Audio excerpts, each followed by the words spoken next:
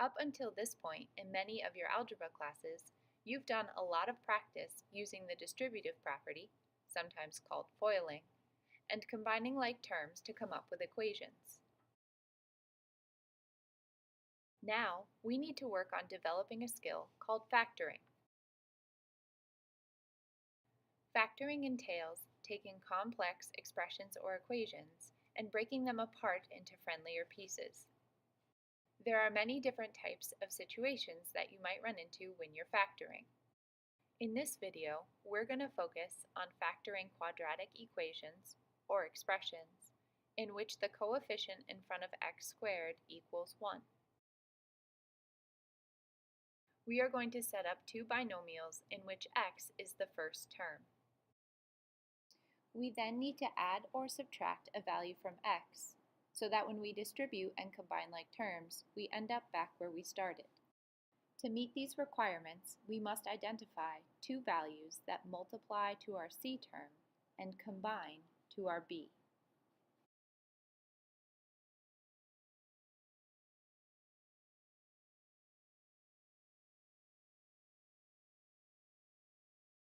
Let's look at some examples. Let's say I have the following expression. I'm going to set up two binomials with x as my first term. I am looking to identify factors of negative 10 that combine to positive 3. Because their product is negative, one of the factors must be negative, the other must be positive. Your two factors are positive 5 and negative 2. To check your work, you can always redistribute and combine like terms to make sure you've created an equivalent expression. Let's look at another example.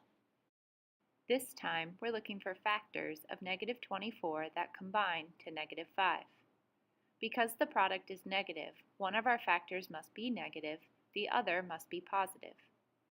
We can also identify that because their sum is negative, the bigger of the two factors is the one that will be negative. Our two factors are negative 8 and positive 3. Again, to check your work, you can always redistribute and combine like terms to make sure you've come up with an equivalent expression. Here's another example. This time, we're looking for factors of 12 that combine to 7. Because 12 is positive, we know both factors must either be positive or both must be negative. Because they combine to a positive value, we know that both factors must be positive. Our two factors are 3 and 4. Want to double check? Redistribute and combine like terms. Let's try one more. This time we're looking for factors of positive 14 that combine to negative 9. Because 14 is positive, we know that either both factors are positive or both factors are negative. Because our factors combine to negative 9, we know that the latter must be true.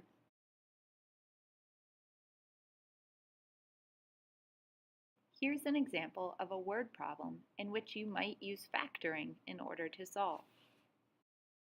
A square and a rectangle have the same area. The length of the rectangle is 5 more than 2 times the side of the square. The width of the rectangle is 6 less than the side of the square. What are the dimensions of the square? We know that to find the area of a square or a rectangle, we need to multiply the length by the width.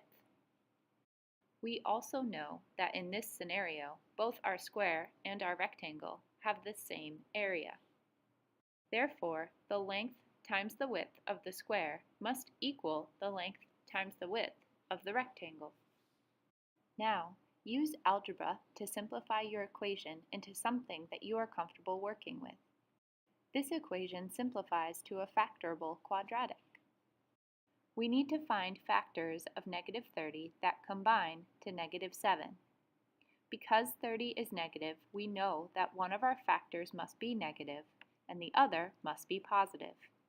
Because 7 is negative, we know that the larger of the two factors is the one that is negative. Once we have factored, we are going to use the zero product property to figure out the two possible solutions. In this case, the zero product property tells us that if the product of two numbers is 0, one of those numbers must be 0. Using our factors, we can now set up two equations and solve for x. Once we have our solutions, we need to think again about the context of the problem. We're looking for the side length of a square. The side length cannot be negative, and therefore we need to identify the positive value. 10 is the only viable solution for this problem. When finished, you should check your work.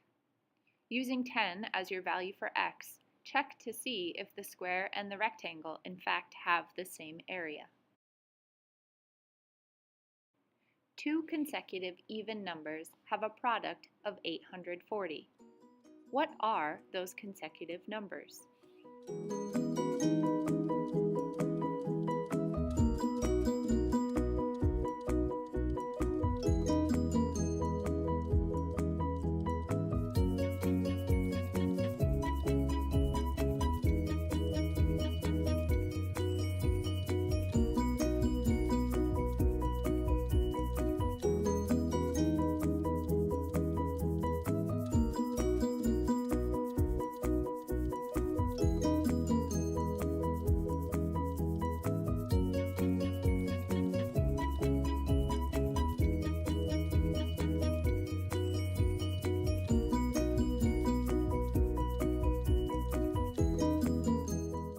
Want to learn more?